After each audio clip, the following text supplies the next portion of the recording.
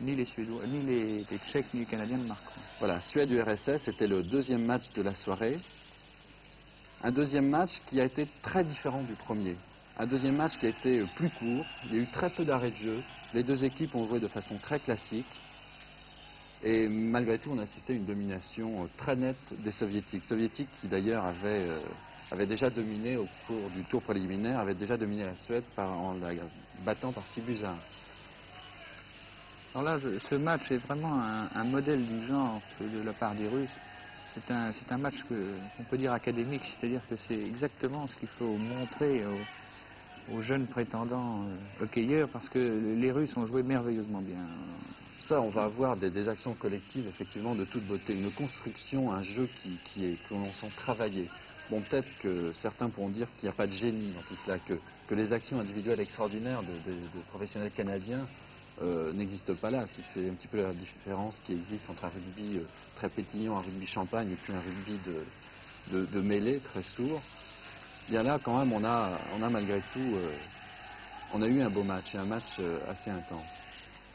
Il faut dire aussi que les Suédois sont rentrés dans le circuit professionnel canadien, et leurs meilleurs joueurs, quelques-uns de leurs meilleurs joueurs sont partis jouer au Canada, dans des équipes comme Toronto ou Winnipeg. Évidemment, l'équipe suédoise s'est trouvée diminuée, alors que ni les Russes ni les Tchèques n'ont de joueurs professionnels à part un ou deux Tchèques. Mais les Russes jamais n'ont joué, ne sont partis, si vous voulez, dans les équipes professionnelles. Donc c'est une équipe russe au grand complet, alors que les meilleurs joueurs russes, alors que les Suédois, eux, ne sont pas au grand complet.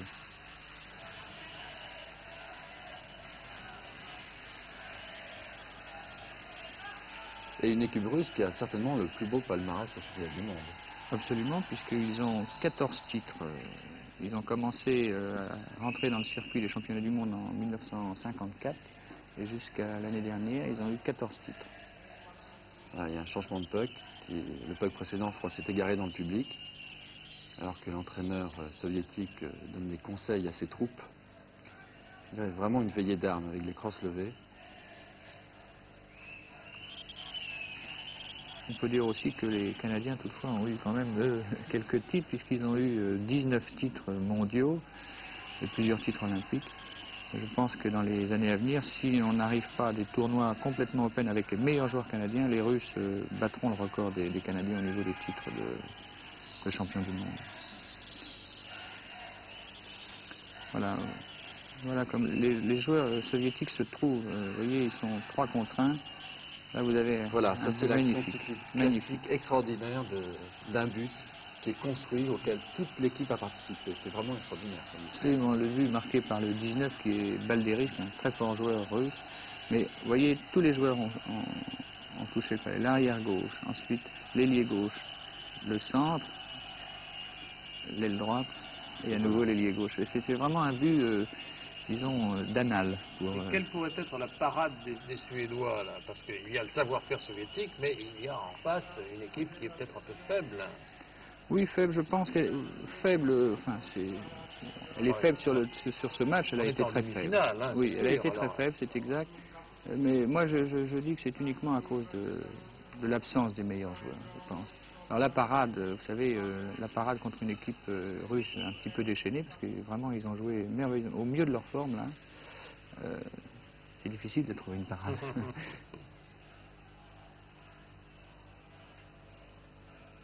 C'est Balderis, je crois qu'on voit ici. C'est Balderis, oui. Celui qui a marqué le but qu'on vient de voir. Il a marqué 3 buts hier soir. C'est-à-dire qu'il a fait, dans le langage sportif, le tour du chapeau. Et c'est peut-être d'ailleurs, pendant que se déroule la partie, l'occasion de parler un tout petit peu des Français rapidement. Où en sont les Français? Bien, les Français, eux, ne participent pas à ce championnat du monde de Prague.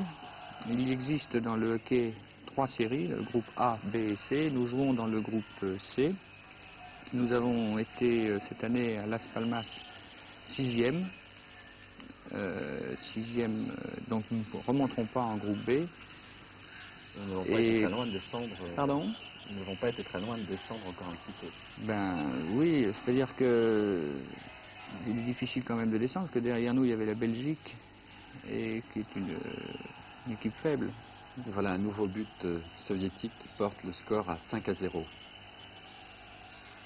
Je veux dire, on peut miser quelques espoirs quand même sur le hockey français, puisqu'il faut noter une performance intéressante cette année à l'échelon international des juniors qui ont été vice-champions d'Europe dans le groupe B, ce qui est quand même la première fois que nous avons un résultat dans cette catégorie intéressant. Et c'est le même gardien qui va encaisser un 6e but, le gardien suédois.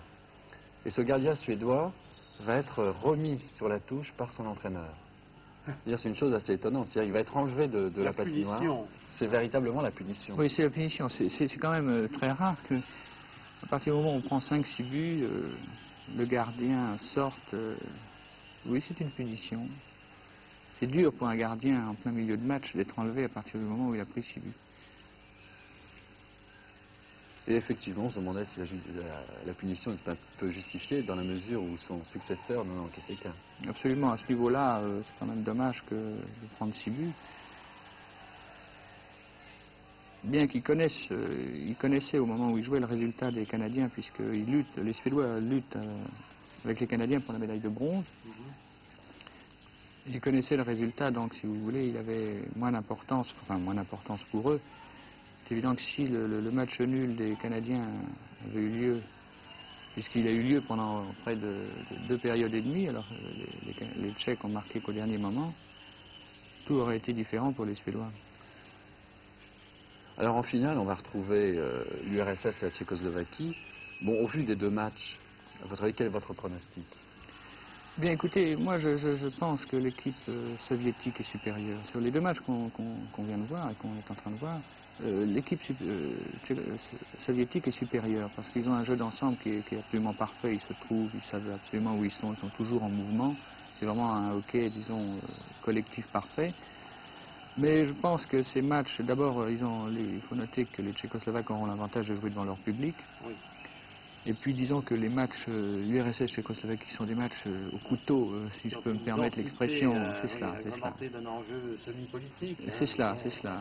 Depuis 1968 à Grenoble, vraiment les matchs URSS-Tchécoslovaquie sont des matchs exceptionnels, d'une tension, si bien pour les joueurs que pour les spectateurs, bien sûr. Et le dernier en date, qui a eu lieu d'ailleurs au début de la semaine au cours des championnats du monde des tours préliminaires, la partie s'est arrêtée au 3e tiers-temps. Tous les joueurs, remplaçants compris, étaient sur la patinoire et dans une mêlée épouvantable. Il y a eu quelques frictions, quelques explications. Donc il risque d'y avoir plus que du sport demain pour la finale. Absolument. Mon pronostic serait sur les Russes. Cela dit, les Tchécoslovaques, les Tchécoslovaques ont un avantage actuellement de toute façon. Et ce serait leur 2e titre consécutif. Donc on voit le dernier but de Balderis.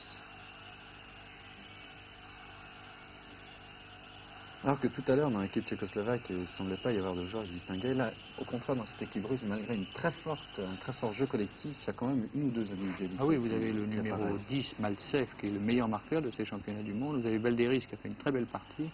On le voit marquer son 3e but. Vous avez des joueurs comme Mikhailov qui sont...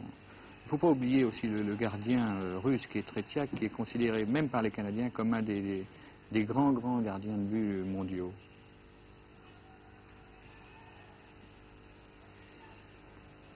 Oui, alors, contrairement finalement au match précédent, les Suédois ont été quand même à la hauteur des Soviétiques, à part leur gardien. Tout en encaissant 6 buts. Tout en encaissant 6 buts. À part leur gardien, oui. Oui, absolument. Ils ont eu un petit passage à vide dans la 2e période, dans le début de 2e période, les Suédois. Mais on voit, ils reprennent en 3e période. D'ailleurs, il faut noter que la 3e période a été à égalité entre les 2 équipes, puisque ça a été un but partout. Donc, vraiment, les Suédois ont fait 6 erreurs, si on peut dire, mais... Mais au niveau du jeu collectif, je pense quand même qu'ils ont fait une assez bonne partie. Ils ont essayé de construire. Physiquement, je crois qu'ils sont en très bonne condition physique. D'ailleurs, les 2 équipes étaient hier soir en excellente condition physique. Oui, parce que le match a été très rapide, très vite. Un match très vite et on a vu les Russes patiner, mais les Suédois l'ont patiné aussi.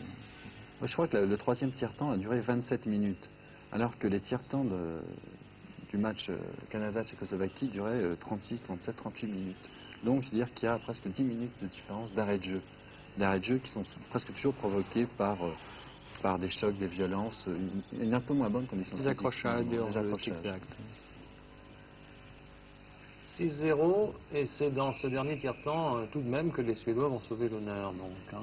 Que les Suédois vont sauver l'honneur et par une chose assez amusante, par un penalty, chose très rare en hockey sur glace. Enfin, pas vraiment un penalty, c'est un penalty shoot, c'est-à-dire que le gardien et le joueur sont un petit peu à égalité. Qu'est-ce qu'elle nous montre, la jeune fille? Le palais. Le palais avec l'emblème. les tribunes. Oui.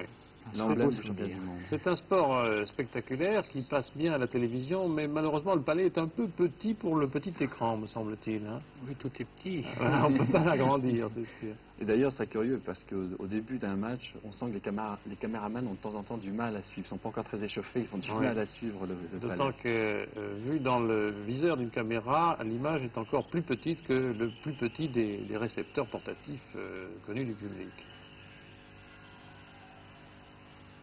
Eh bien, ce penalty des Suédois, Gilles, vous l'avez un peu plus loin sur cet Il est un petit peu enregistrement? plus loin, mais il est un petit peu plus loin. Peut-être un petit peu trop loin à notre goût, car les rugbymen, sport viril aussi,